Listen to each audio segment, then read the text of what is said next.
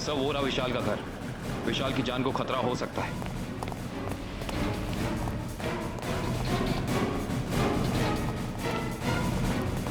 Sir लगता है रणविजय पहले ही पहुंच चुका है। विशाल ठीक तो हो ना? सर जान बचा के भागो सर। रणविजय कहाँ है? सर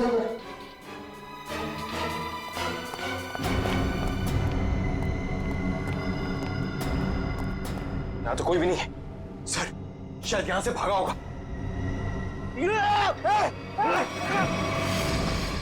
रणविजय कोई मत हिलना सर, इसको मारूंगा नहीं तो। छोड़ दो उसे, छोड़ दो। देखिए वैसे तो मुझे सीआईडी वालों से काफी लगाव है, पर अगर सीआईडी ने मेरे साथ कोई होशियारी की ना तो ये बात मुझे अच्छी नहीं लगेगी। चाकू नीचे फेंक दो, फेंक दो चाकू। डरो मत, कुछ नहीं करूंगा तुम्हारे इस मोटू ऑफिसर को। मोटू मत बोल, टाइटिंग कर रहा हूं आजकल। देखो मुझे अपना काम करने दो। बेवकूफी मत करो, नहीं बच पाओगे तुम। अरे बचना किसको है, एक बार मैं इस विशाल को मार दूं भले मुझे फांसी हो जाए, फिर मुझे मंजूर है। देखो रणविजय, ये सब करने से क्या मोनिका वापस आएगी? भले ही वापस ना है, लेकिन मेरे बदले की आग तो पूरी होगी। इन तीनों ने रातों की नींद उड़ा दी थी मोनिका की, इसलिए मैं भी इनके साथ वही कर रहा हूं। इन्हें तड़पा तड़पा कर मारूंगा मैं।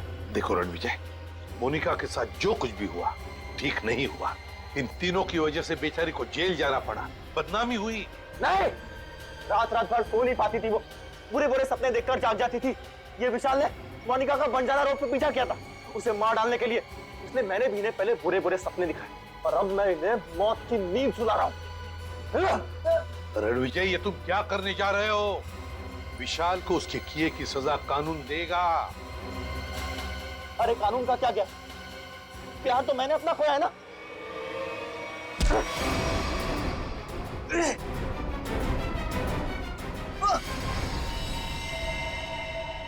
रणविजय, विशाल को तो उसके किए की सजा मिलेगी ही मिलेगी, मगर तुमने बदले की आग में दो खून किए, दो। तुम्हें तो शायद फांसी ही होगी, फांसी।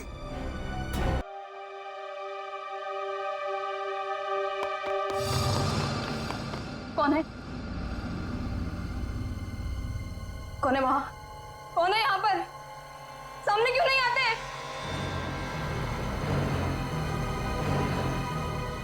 बस बहुत हो गया, बंद करो ये खेल, बंद करो ये खेल।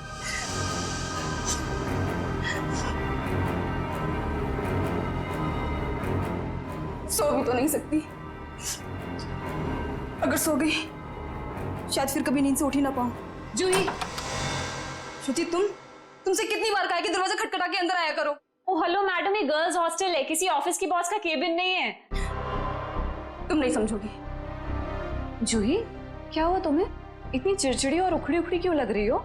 जो इंसान 4 दिन से सोया नहीं हो ना, उसका बर्ताव ऐसे ही होगा ना। सोती क्यों नहीं? मैंने कहा था ना तुमसे, वो सिर्फ और सिर्फ सपने हैं, उनका कोई मतलब नहीं है। श्रुति सिर्फ सपना नहीं है वो, जो मेरे ऊपर बीत रही है वो तेरे पर बीत रही होती तब तुझे मेरी तकलीफ पता चलती। मैं तेरी तकलीफ समझ रही हूँ जूही, लेकिन तू मेरी बात नहीं समझ रही है। जैसा तू सोच रही है वैसा कुछ भी नहीं है। नहीं चल, अच्छा अब थोड़ी देर आराम कर। चल श्रुति ने अब तो गहरी नींद में सो जा। मेरी बात मान जूही, सो जा थोड़ी देर। मैं नहीं सोऊंगी श्रुति। सो जा जूही, तुझे मुझ पे भरोसा है कि नहीं? है ना? तू अभी आराम से सो जा, मैं तेरे कमरे के बाहर ही हूँ। वो सपने फिर आएंगे श्रुति। नहीं आएंगे।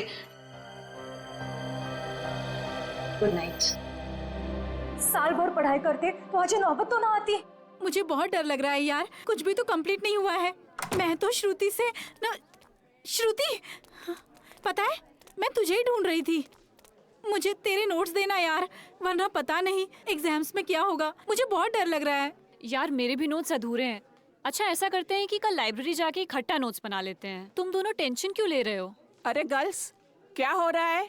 एग्जाम शुरू होने वाले हैं। चलो सब अपने अपने कमरे में जाओ और जाकर पढ़ाई करो, बहुत रात हो गई है। Yes madam.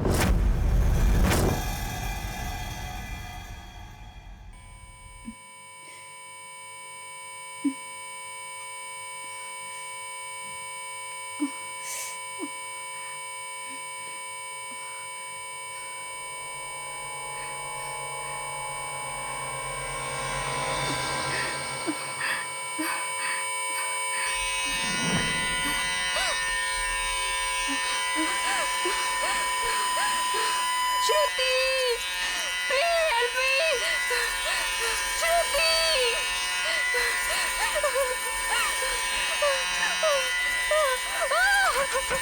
ये दरवाजा क्यों बंद है श्रुति ये लाइट क्यों नहीं जल रही है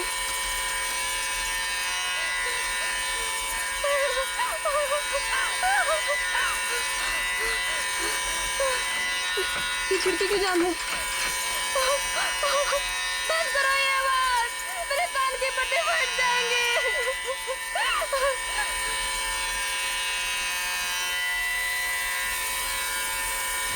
ये धुआं कहाँ से आ रहा है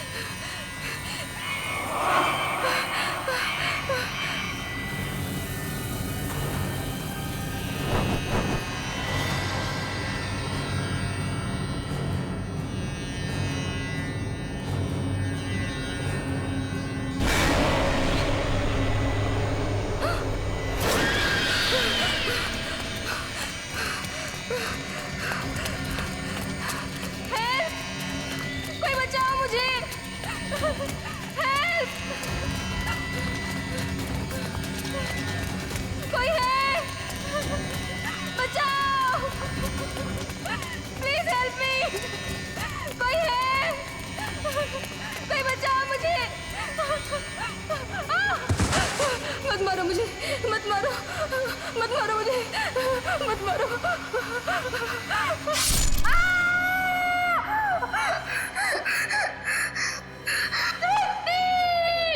ओह नो, ये तो जूही की चीख है। लगता है उसने वही पुराना सपना देखा है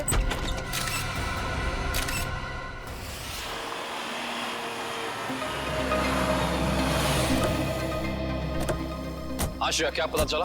सर मरने वाली का नाम जूही है। वैसे भोपाल से है मगर यहाँ MBA की पढ़ाई के लिए आई थी।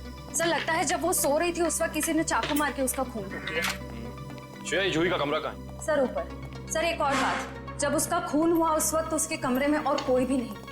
ऐसा कैसे हो सकता है श्रेया? कोई ना कोई तो होना चाहिए। ऐसा जरूरी नहीं है सर, इस तरह की मौतों में कई बार आत्माओं का हाथ होता है। प्लीज ACP सर मुझे पहले ही बता चुके हैं आपकी इन कहानियों के बारे में। बेहतर होगा कि इन मर्डर केसेस के साथ ये आत्माओं की कहानियां ना जोड़ें। प्लीज, समझ गए? यही कमरा है? Yes sir. आइए। एक्सक्यूज मी प्लीज, एक सेकंड, एक्सक्यूज मी।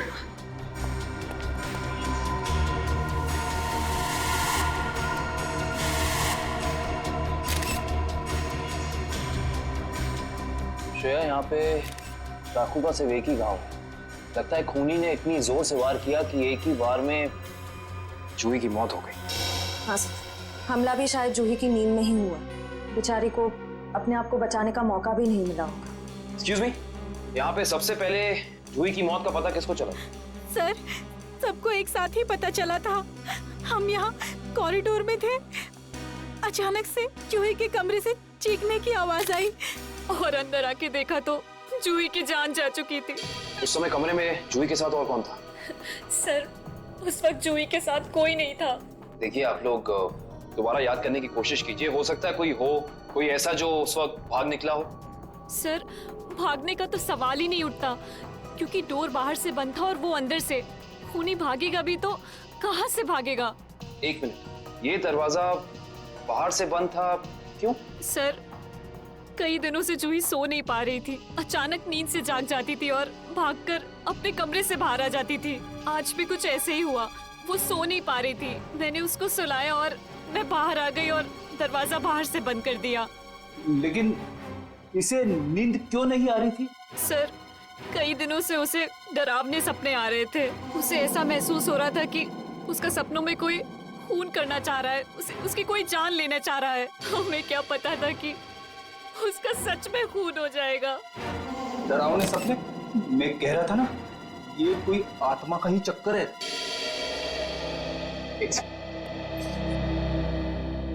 आपको कितनी बार बताया है कि आत्माओं की बातें सबके सामने मत किया करिए। वो लोग क्या सोचेंगे CID के बारे में? सॉरी। अच्छा, आप अभी कह रही थी कि जूही को डरावने सपने आते थे। कभी उसने आप लोगों के साथ कुछ शेयर किया कि उसे किस चीज के सपने आते हैं? कुछ भी? सर उस ड्रॉर में जूही का स्केच बुक है। उस ड्रॉर में? जी सर। Sketch book? ये बुक? जी सर। ये चाकू सर ये वही चाकू है जिसे लेकर कोई उसका पीछा करता था सपनों में उसे मारने के लिए। ये देखो, ये चाकू बिल्कुल ऐसा ही है जिससे जूही का कत्ल हुआ। हाँ सर। ये सारी ड्राइंग्स जो हैं इस बुक में, ये क्या जूही अपने सपने में देखती थी? जी सर। सर लगता है ये किसी अंदर वाले का ही काम है जो कमरे के अंदर आसानी से आ सकता हो और जिसे जूही के सपनों के बारे में पता हो। क्या तुम्हारे अलावा और कोई ये स्केचबुक के बारे में जानता था? कोई नहीं। खूनी अगर इस दरवाजे से अंदर नहीं आया तो फिर इस कमरे में आया कहां से? इस बालकनी से। लेकिन बालकनी का दरवाजा तो अंदर से बंद है। अगर खूनी खून करके बालकनी से भागा है तो फिर ये दरवाजा अंदर से बंद कैसे? बालकनी का दरवाजा बंद, कमरे का भी दरवाजा बंद। कहीं जूही की आग। ये खूनी यहाँ आया कहां से, ये अभी पता चल जाएगा।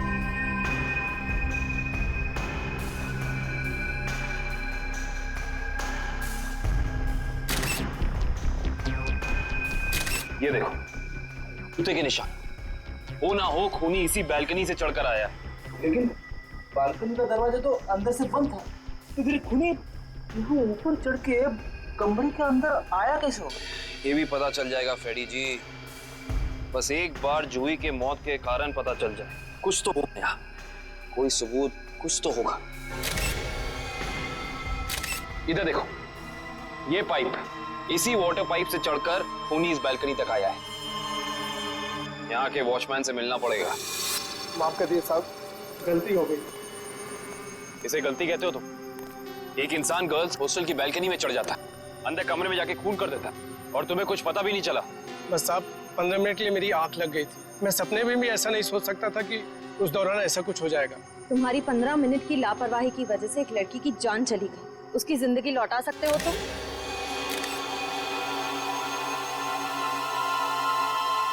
सर ये जूता यहाँ झाड़ियों में पड़ा हुआ था। जूता यहाँ पे? हो ना हो, ये जूता उसी खूनी का है। सर ये तो किसी आदमी का जूता लगता है। यानी बालकनी में जो इंसान चढ़ा था वो कोई आदमी था? सुनो, ये जूते को पहचानते हो? नहीं साहब। दोबारा याद करके बताओ, सही से याद करो। कोई इंसान यहाँ आया था जिसने ये लाल जूता पहना था? मैंने नहीं देखा, शायद अंजलि मैडम ने देखा हो, वो हमेशा रिसेप्शन पे बैठती है। ये अंजलि मैडम को बुलाओ, जाओ। जी सर। अगर ये जूता यहाँ है तो कुछ और भी जरूर होगा, ढूंढते हैं।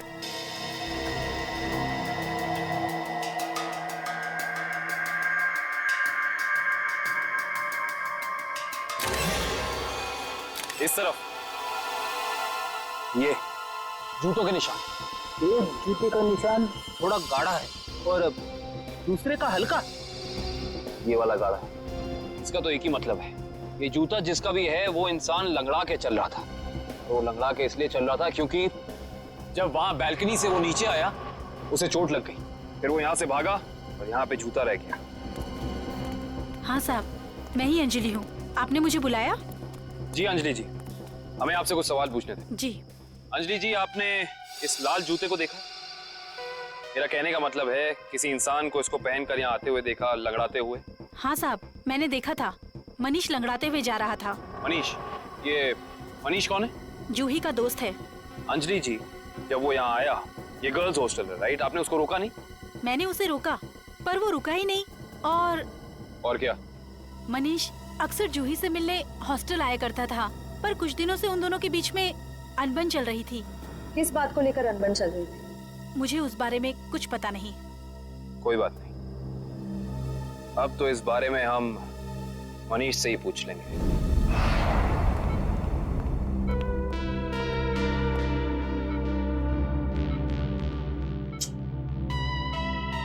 मनीष, कैसे हो यार?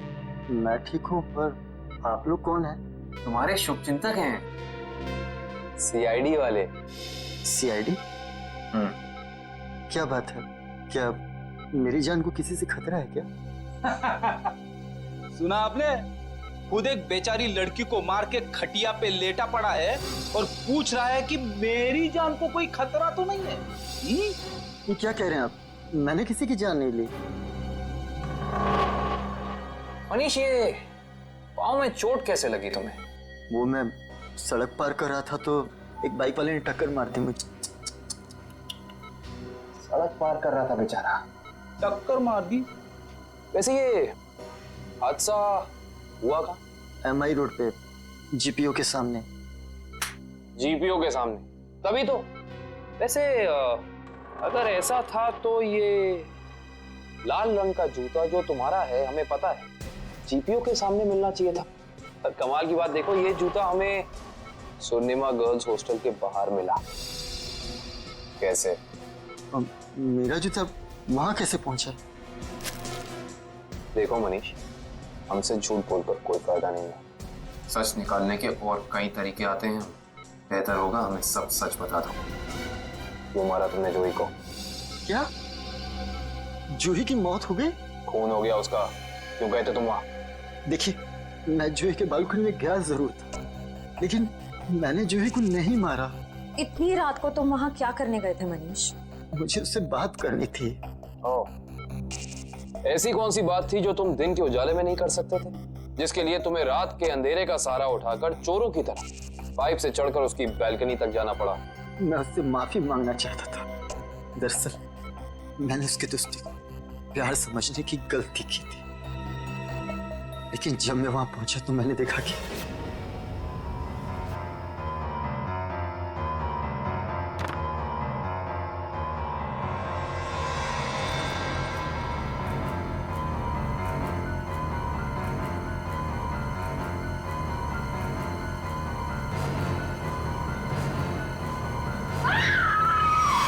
शर्म आनी चाहिए तुम्हें मनीष।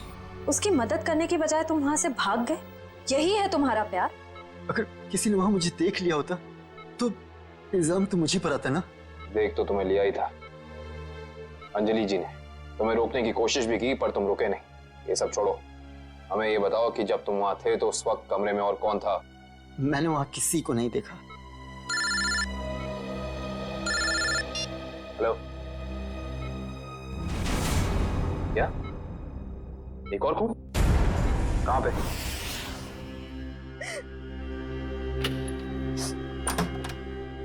आप कौन? हम लोग CID से। आइए।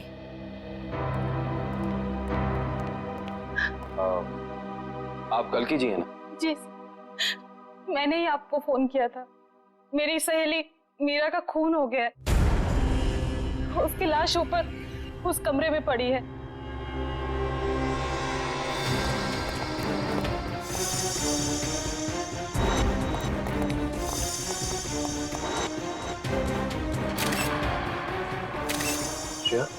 ये चाकू तो बिल्कुल वैसा ही लग रहा है जैसा जूही की मौत में यूज हुआ था। हाँ सर, लगता है किसी सीरियल किलर का काम।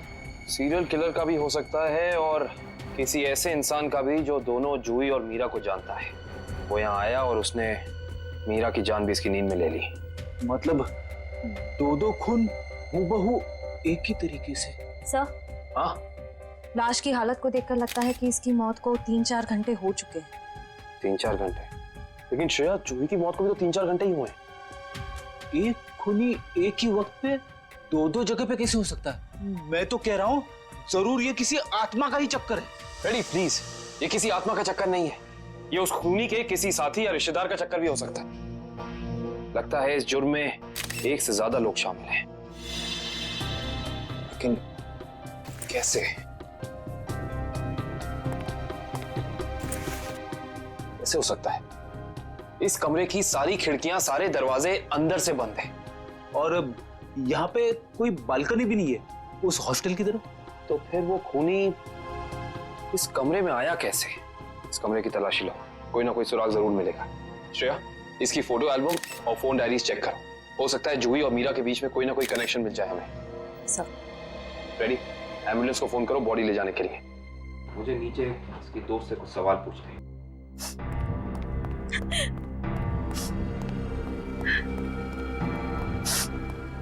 कल्कि जी, जी, आपको मीरा की मौत के बारे में कब पता चला? रात को मैं काफी देर से ऑफिस से लौटी तो मैं इस कॉरिडोर से गुजर रही थी कि तभी मुझे मीरा के चीखने की आवाज सुनाई दी। मैं दौड़ती हुई उसके दरवाजे तक आई। मीरा का दरवाजा खटखटाया पर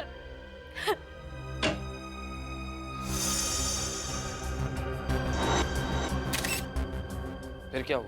मेरा मतलब जब आप यहाँ आई तो ये दरवाजा खुला था कि बंद था? दरवाजा बंद था तो मुझे वॉचमैन को बुला के दरवाजा खुलवाना पड़ा। कल्कि जी, जब आप यहाँ पे आई तो आपको यहाँ इस घर में कोई भी निकलते हुए यहाँ से दिखा, भागते हुए दिखा? नहीं।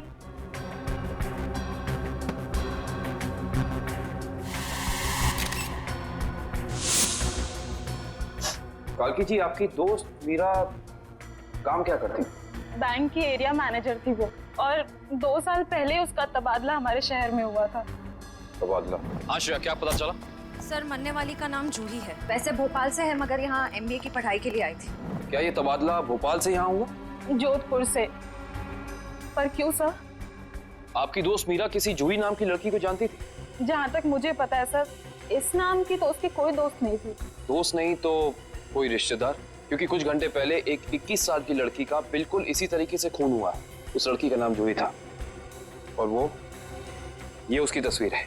क्या आप जानती हैं इसे? नहीं। आप जानती?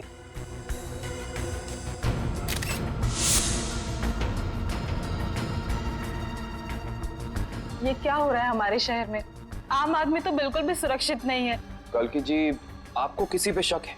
I mean, आपकी दोस्त मीरा की किसी से कोई दुश्मनी, कोई अनबन? उसका कोई दुश्मन नहीं था सर। मीरा तो बहुत ही सुलझी हुई लड़की थी।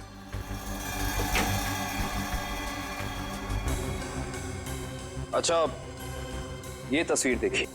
इस आदमी का नाम मनीष है। क्या आप इसे जानती हैं? नहीं सर। सर, आशा, मैंने मीरा के सारी डायरीज, सारे एल्बम्स चेक किए। मीरा और जूही के बीच कोई कनेक्शन नहीं है, कोई संबंध नहीं है। कोई ना कोई संबंध तो जरूर है, वरना ये खूनी सिर्फ इन्हीं दोनों लड़कियों को निशाना क्यों बनाएगा? कुछ तो है जो हमें समझ नहीं आ रहा है। कल्कि जी, क्या कुछ दिनों से मीरा किसी बात को लेकर परेशान थी? हाँ सर, कुछ दिनों से उसे डरावने सपने आ रहे थे। डरावने सपने? मीरा को भी डरावने सपने आ रहे थे? हाँ सर, बस कहती रहती थी कि उसका कोई खून करना चाहता है।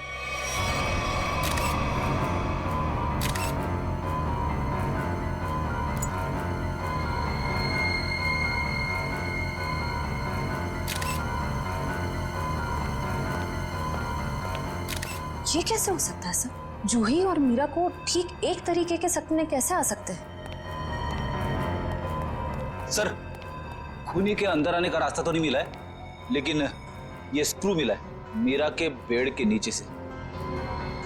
एक काम करिए, वॉचमैन से पूछताछ कीजिए, देखिए क्या पता चलता है मीरा के बारे में। तब तक इस स्क्रू की गुत्थी को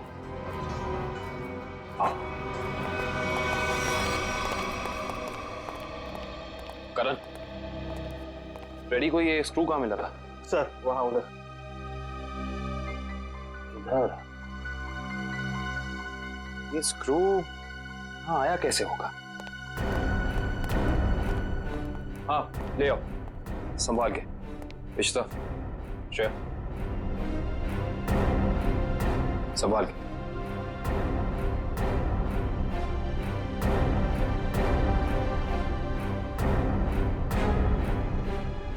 इश्ता,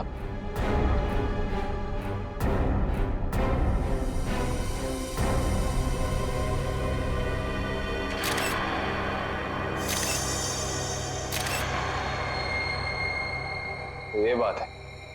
क्या हो सर? ये देख रही हो, सीलिंग फैन। अब ये सीलिंग फैन इस स्क्रू की गुत्थी को सुलझाएगा। करण, समझ गया सर।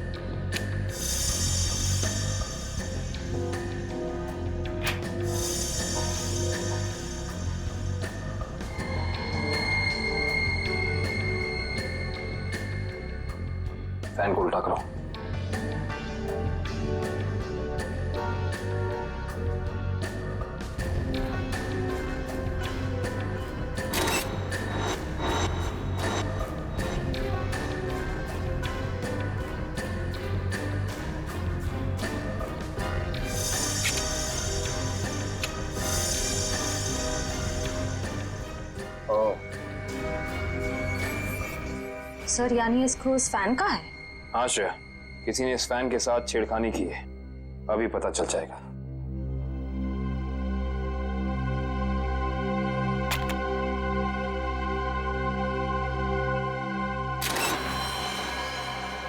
ओह माय गॉड, तो ये बात है, मतलब चाकू इसके अंदर था।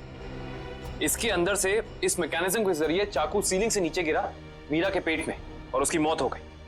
अब समझ में आया, तो ये कारण है जिस वजह से खूनी इस कमरे में नहीं था। उसकी जरूरत ही नहीं थी, उसका काम तो ये सीलिंग फैन कर रहा था। इसका मतलब जूही के कमरे में भी बिल्कुल ऐसा ही सीलिंग फैन होगा जिसके अंदर सेम मैकेनिज्म फिट होगा।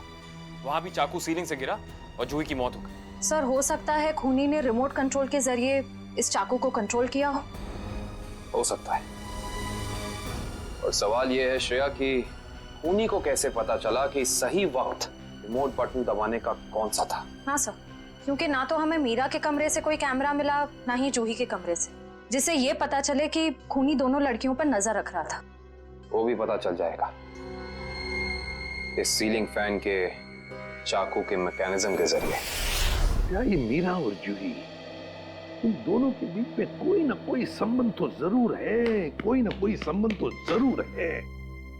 मगर सर दूर दूर तक इन दोनों के बीच कोई संबंध नजर तो नहीं आ रहा। इन दोनों के उम्र में बहुत फर्क है, उनके रहन सहन, तौर तरीके, ये जूही का कॉलेज और मीरा के काम करने की जगह, आपस में कहीं भी कोई तालमेल नहीं है सर। सर, हाँ सर वो फैन और चाकू का मैकेनिज्म रेडी है। चलो देखते हैं।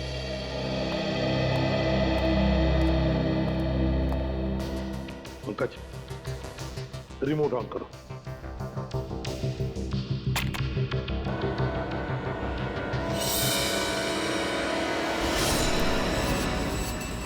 मतलब जैसे ही रिमोट का बटन दब गया, इस फैन के मैकेनिज्म के अंदर जो इंफ्रारेड लाइट थी वो ऑन हो गई, लॉक खुल गया और उसकी वजह से ट्रिगर ऑन हो गया। ट्रिगर ऑन होने से इसके अंदर जो छुपा के रखा था चाकू, वो सीधा नीचे गिर गया, सीधे उसके शरीर के अंदर जो फैन के नीचे सोया हुआ था। मगर दया, एक बात है, ऐसे मैकेनिज्म के जो रिमोट होते हैं, वो रिमोट ज्यादातर 50 मीटर की दूरी के अंदर ही काम कर सकते हैं। तो फिर जरूर जहां पर मीरा और जूही रहती थी उसके आसपास ही ये आदमी खड़ा था। जिसने भी ये किया है वो 50 मीटर की दूरी के अंदर ही खड़ा था। वहां से उसने रिमोट चलाया और खून कर दिया मीरा और जूही का। और फिर वो सपने, वो एक जैसे सपने जो मीरा और जूही दोनों की नींद में आते थे, ऐसे सपने तो जानबूझकर ही डाले जा सकते हैं, प्लान करके डाले जा सकते हैं, मगर उसके लिए जरूर कोई तो ट्रिगर होना चाहिए। सर, हाँ, जूही के कमरे में लगे पंखे में भी ठीक ऐसा ही मैकेनिज्म मिला है। और तो और जूही और मीरा दोनों के कमरों में एक हफ्ते पहले इलेक्ट्रिकल वायरिंग का कुछ काम हुआ था।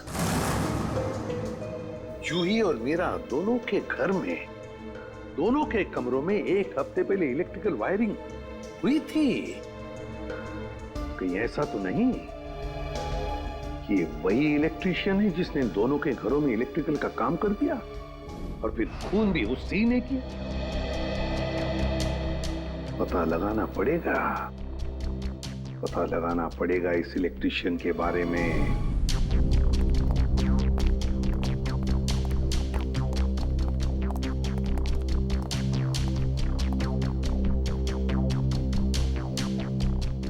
ना ही मीरा के मोबाइल पे कोई अलार्म था और ना ही जूही के मोबाइल।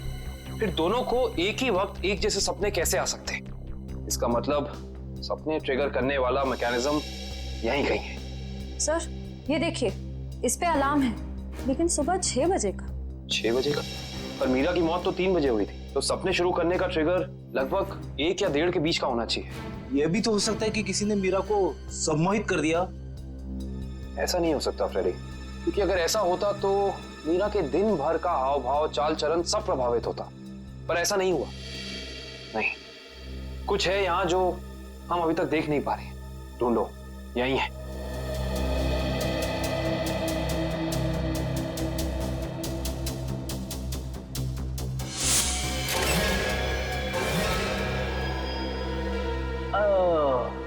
ये देखो, टीवी के पीछे ये बॉक्स लगा हुआ था। बॉक्स? कहीं ये ट्रिगर मैकेनिज्म इस बक्से के अंदर तो नहीं फिक्स किया हुआ है?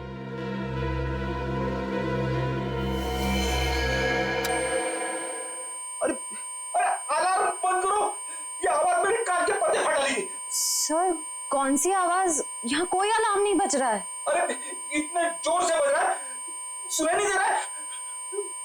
बंद करो। हाँ बज तो रहा है लेकिन बहुत धीमी आवाज में। बंद करो, बंद करो। बंद हो गया। Thank you. इतना भद्दा अलार्म मैंने जिंदगी में नहीं सुना। सोने वाला उठेगा नहीं, हार्ट अटैक से सीधे ऊपर चला जाएगा। मगर सर अलार्म की आवाज सिर्फ आपको कैसे सुनाई दी? हो सकता है श्रेया, क्योंकि ये लो फ्रीक्वेंसी अलार्म है। श्रेया, ये सिर्फ उन लोगों को सुनाई देता है जिनकी साउंड टॉलरेंस और सुनने की शक्ति इसकी ध्वनि से मेल खाती है। यानी फ्रेडी सर की तरह जूही और मीरा भी इस अलार्म की आवाज को सुन सकती थी। वो ये बात नहीं जानता था। उसने इस ध्वनि का इस्तेमाल सिर्फ उनके दिमाग को कंडीशन करने के लिए किया, ट्यून करने के लिए, ताकि उन्हें वो डरावने सपने दिखा सके। लेकिन डरावने सपनों का कोई संबंध ही नहीं था इस मौत से। अगर वो चाहता तो बिना सपनों के भी मार सकता था उन्हें। मार सकता था, और शायद वो ऐसा चाहता नहीं था। खूनी अपने शिकार के साथ खेलना चाहता था, तड़पाना चाहता था, फिर उनकी नींद में उन्हें एक गहरी मौत देना चाहता था। इंटरेस्टिंग। करण सर, कल की को बुला के लाइए। जी। को ये देखो। आइए। आइए। कल की जी। जी। इस आवाज को पहचानती हैं आप? ये आवाज मैंने यही सुनी है, मीरा के घर पे। कब? करीब 3-4 दिन पहले, जब वो अपने लैपटॉप पे काम कर रही थी तब।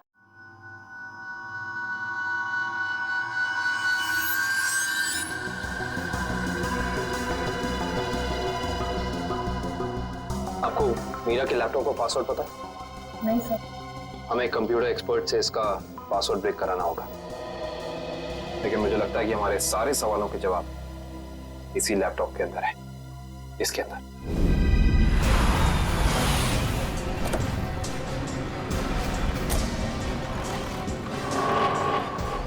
भाई साहब, हम लोग सीआईडी से। सीआईडी से? क्या हुआ साहब? हमें पता लगा है कि पिछले हफ्ते आपका एक इलेक्ट्रिशियन वायरिंग करने के लिए इस एड्रेस पे गया। हाँ साहब, गया तो था, पर हुआ क्या? इन दोनों जगहों पे एक-एक खून हुए और हमें शक है कि ये खून आपके इलेक्ट्रिशियन ने किया है। मेरे इलेक्ट्रिशियन? हाँ, और वो भी पंखे में चाकू फिट करके। अरे बाप रे, पंखे में चाकू? जी हाँ, और आप ये बताइए कि इन दोनों जगहों पे आपका कौन सा इलेक्ट्रिशियन गया था? मंगेश गया था सर, पर आज वो आया नहीं। इस मंगेश का एड्रेस तो है ना तुम्हारे पास? हाँ, मंगेश का एड्रेस लेके ना। सर, वो लैपटॉप का और ईमेल का पासवर्ड खुल गया। Very good job, thank you very much. काबिन, जरा लैपटॉप चेक करो। जी। देखो वो ऑडियो फाइल है क्या इसमें जिससे सपने आते थे उसे।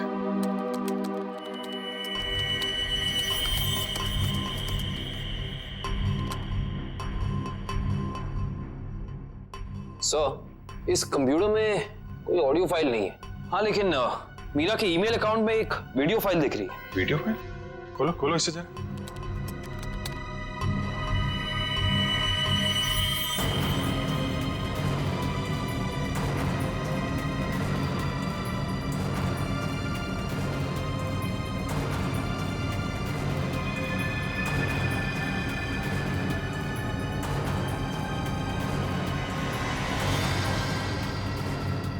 सर, ये सारे विजुअल तो मैंने जूही की स्केचबुक में देखे हैं। स्पेशली ये नाला, ये बोर्ड और मास्क पहना हुआ आदमी, तीनों। इसका मतलब खूनी ने जूही और मीरा दोनों को चेतावनी भेजी थी। उन लोगों को हमारे पास आना चाहिए था मदद मांगने।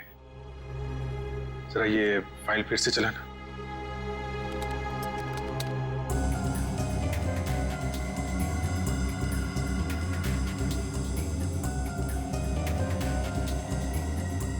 Pause pause pause. Banjara road, जो शहर के पश्चिमी हिस्से में है ना? Yes sir. मतलब जो कुछ हुआ है बंजारा रोड पे ही हुआ है। क्या? ठीक है, ओके। सर, उस इलेक्ट्रिशियन मंगेश का जो पता मिला था वो नकली है सर। कोई बात नहीं, स्केच बनवाओ उसका और अपने डेटाबेस में चेक करो। बंजारा रोड, वहां जाके देखना पड़ेगा। हम लोग बाहर ध्यान रखना।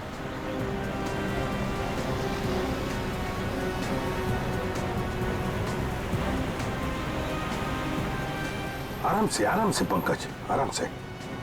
एक मिनट।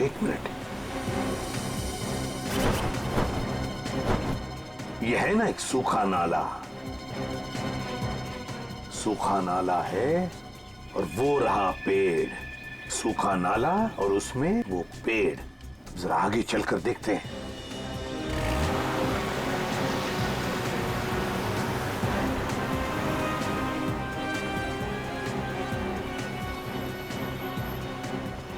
एक मिनट पंकज, एक मिनट। बंजारा रोड मतलब हम सही रास्ते पे हैं।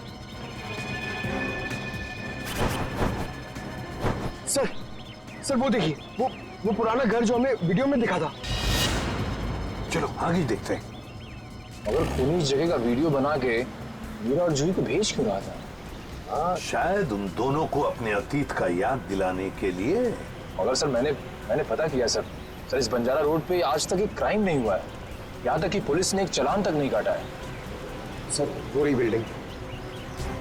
हाँ, वो क्या, रॉयल मून होटल। ले लो अंदर।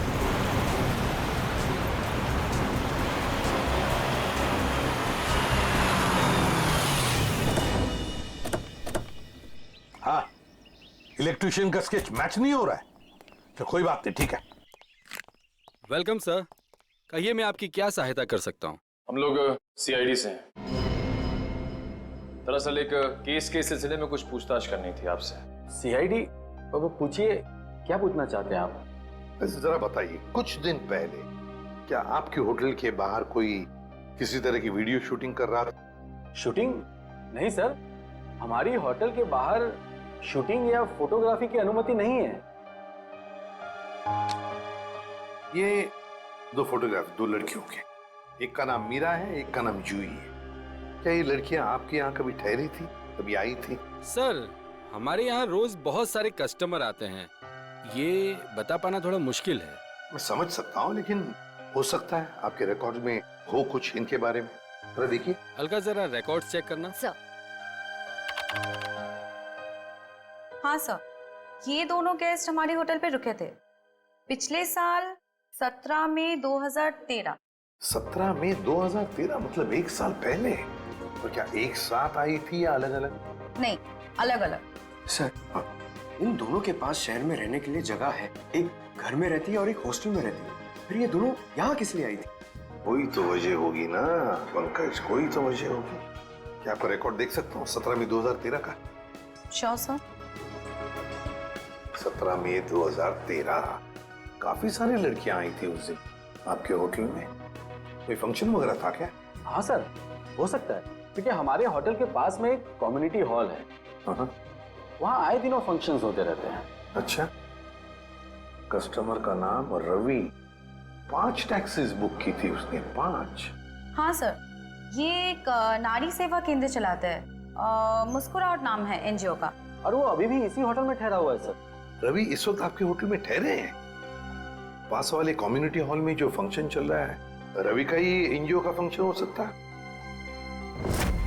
रवि सर, मैं आपका जितना भी शुक्रिया अदा करूं उतना कम है। आप सोच नहीं सकते, ड्रग्स के नशे से मुक्ति मिलने के बाद मैं जिंदगी के ऐसे ऐसे रंग देख रहा हूं जिन्हें ड्रग्स के नशे ने अंधकार में डाल दिया था। वेरी गुड मिश्रा, लेकिन इसमें मुझे शुक्रिया कहने की कोई जरूरत नहीं। ये सब तुम्हारे धैर्य और दृढ़ इच्छा शक्ति का कमाल है।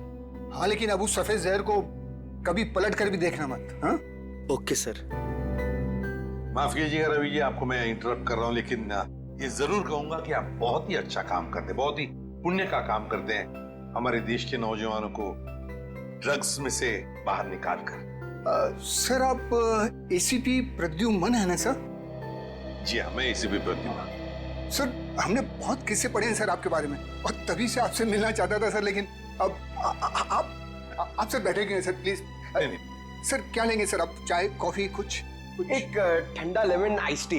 जी, ठंडा लेमन आइस टी तो नहीं मिलेगी, साधारण चाय चलेगी? रवि जी, हमें कुछ नहीं चाहिए, कुछ नहीं चाहिए, थैंक यू वेरी मच। बस एक जरूरी काम है आपके पास। 2 लड़कियों के बारे में हम कुछ इंफॉर्मेशन चाहते हैं। अब कौन सी 2 लड़कियां सर? ये जूही और ये मीरा, क्या आप बता सकते हैं कि पिछले साल ये दोनों आपके इस एनजीओ में आई थी? जूही और मीरा, हाँ सर, ये सर आई थी दोनों यहाँ पर। एक्चुअली सर इन्हें भी ड्रग्स के नशे की बुरी लत पड़ गई थी सर, इसलिए ये दोनों आई थी यहाँ हमारा सेमिनार अटेंड करने के लिए। लेकिन सर इस बात को तो करीब 1 साल हो गया है, अब इनके बारे में पूछताछ। इन दोनों लड़कियों का खून हुआ है। क्या खून हो गया? लेकिन सर कैसे, किसने किया सर? बस वही पता लगाना है, इसलिए हम चाहते हैं कि अगर आपको इन दोनों के बारे में कोई खास बात मालूम हो, कोई यादें हो आपके पास इनके बारे में, तो मदद हो जाएगी हमारी तहकीकात करने में। कोई खास बात इस वक्त तो याद, हाँ सर याद आया सर, एक लड़की थी मोनिका, इन दोनों को उसकी चिंता बहुत सताती रहती थी सर। मोनिका? जी। क्या वो भी यहाँ आपके ड्रग रिहैबिलिटेशन सेंटर में आई थी? आई तो थी सर यहाँ पर, लेकिन वो ड्रग्स के खिलाफ अपनी लड़ाई जीत नहीं पाई सर। दरअसल सर 1 साल पहले अपनी बिल्डिंग की छत से कूदकर उसने आत्महत्या कर ली थी सर, ड्रग के नशे में। मोनिका ने आत्महत्या कर ली? जी सर। उसका पता तो होगा ना आपके पास?